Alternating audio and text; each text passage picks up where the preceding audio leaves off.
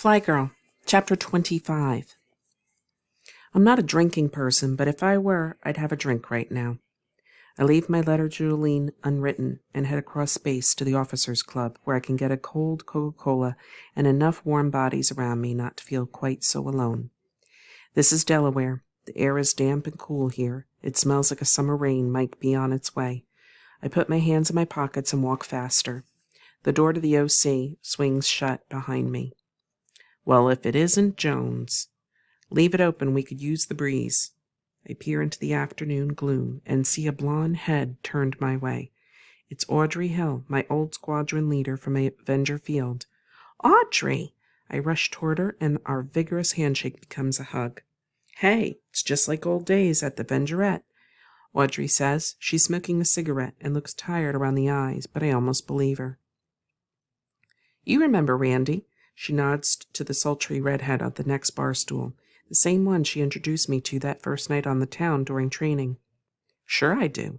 Men are the enemy. Prepare to do battle, I say, echoing our last conversation. Randy gives me a big smile. Those were the days, weren't they? She shakes my hand. Say, where's the little gal you used to fly with? Lori, was it? Lily. I feel the temporary ban on my blues vanish. Well, believe it or not, she got married and she's having a baby. That's a one-way ticket home for sure, Randy says. Good for her, Audrey exclaims. See, Randy, that's the way to do it. Find yourself a good man and settle down. Randy snorts. I realize there's a rum in the cokes they've been drinking. That's what I've been trying to do, Randy replies. I fidget with my shirt buttons. So what sorrow are you girls drowning today? Sorrow? Audrey laughs. No, we're celebrating. You should join us. She offers me the empty stool beside her. I sit down, glad for the company, even if it is tipsy. Barkeep, a drink for the lady, Audrey says, sounding more like Patsy. Coca-Cola, please, I add. When the drink comes, I hold it with both hands. I don't seem to know what to do with them otherwise. So what are we celebrating, I ask again. Operation Overload, of course, Audrey says, waving her glass in the air. Don't tell me you don't listen to the news. Or the scuttlebutt, Randy adds. Well, sure, I reply, but... Audrey interrupts me. 900,000 men storming the beaches of France. We've broken the Nazi line, Jones. The war will be over in a week, Randy exclaims. Hear, hear, Audrey salutes her. Bloody mess, though, she adds more quietly. We lost as many as we took. So I hear, I say. It's an understatement. 6,000 dead, and they're not finished counting the wounded. I take a sip of my cola. It's gone flat. Quite a celebration. I ferried some of the fighters they used in the cover mission, I tell them. It was an Allied gamble that had worked. Eisenhower faked an attack up the coast of France with phony tanks and a few real planes. Hitler had his eyes on the northern town of Calais when the Allies stormed Normandy to the south. Congratulations, Ida. Audrey clinks her glass against mine. Consider yourself a toe in the boot that kicked Hitler's arse. For the first time I smile. I'll drink to that. Now, what else should we celebrate, Randy asks. She looks like she's celebrated plenty enough to me, but I remember my good news. Oh, I know. I'm off to Florida for officers' training.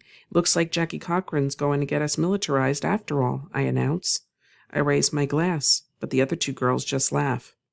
Aw, Jones, don't you know it's just a show? Audrey asks. Like Eisenhower's fake attack over Dover. Jackie thinks if she gets us into planes, the Army will keep letting us fly. Well, they have, haven't they? Sure, but not without a lot of complaints. Besides, you heard Randy. Scuttlebutt says that if it all goes well in France, this war will be over soon. The minute those soldiers come home, it's all over for us WASP. It's not, I insist. The men will come back, sure, but we've proven ourselves. We're some of the best pilots they have. We fly safer than any one of those flyboys. Sister, you're preaching to the choir, Audrey says. Randy nods, her face pressed up against her glass. What a world, what a world. We've been to officer school, Ida, Audrey explains. And look at us. She waves her glass around the sad little room. We're lower than a couple of first years. It's enough to make you wonder why they even signed us on in the first place. I think of my handkerchief back in my room and wonder if I'll be tying another worry knot soon. But I say nothing. I sip my flat Coke. Tastes like metal on my tongue. Go to Florida, have a good time, Audrey suggests with a pat on her shoulder. Get a tan. It's fun. But if you wake up one day and you're not an officer in this man's army, remember that's not why you signed on originally. It might take some of the sting out of it. Randy rouses herself from where she slumped against the bar. I did it for love, she burps softly. For the love of my daddy. Dear old dad. He always wanted a boy. Audrey nods. It's like back at Slidell Methodist, listening to the women testify. I did it for a fella, Audrey confesses. My ex-fiancé who said I didn't have the head or heart to fly. You showed him, Randy says, slapping her pal on the back. What about you, Ida Mae Jones? Whatever made a pretty little thing like you want to go to Sweetwater? I blink. It seems so obvious. I wanted to fly, and my country needed me. Audrey smiles and shakes her head, like I've missed the punchline to some huge joke. Really? Did the Army ask for you? Did President Roosevelt send you a letter requesting your help? I shake my head and look at my glass. Once upon a time, I thought that's how it would be. But it wasn't. They did it for the originals, you know, Randy offers. Nancy loves girls, the WAFs, I nod. So I've been told. Well then, Jones, why'd you come? I frown at the glass on my lap. It's getting warmer by the second, ice cubes melting away to nothing. I came because I knew I could do it, and it beats sitting at home collecting silk stockings while my big brother was getting shot to bits in the Philippines. Aha! Cherchez l'homme, Randy cries triumphantly. Yes, indeed, Audrey salutes me this time.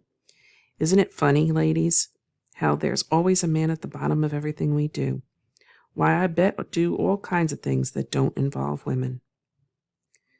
Like fight wars, Randy hiccups. My head aches now, almost as much as my heart did when I came in.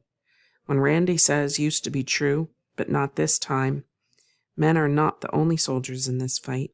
Whether they like it or not, whether the Army wants it or not, we're WASP. And we're here to the end of this war.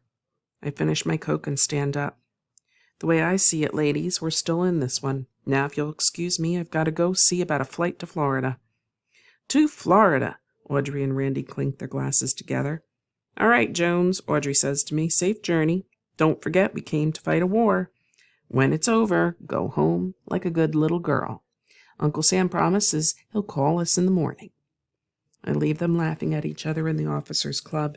It's colder outside than early June should be, and it leaves me feeling uneasy.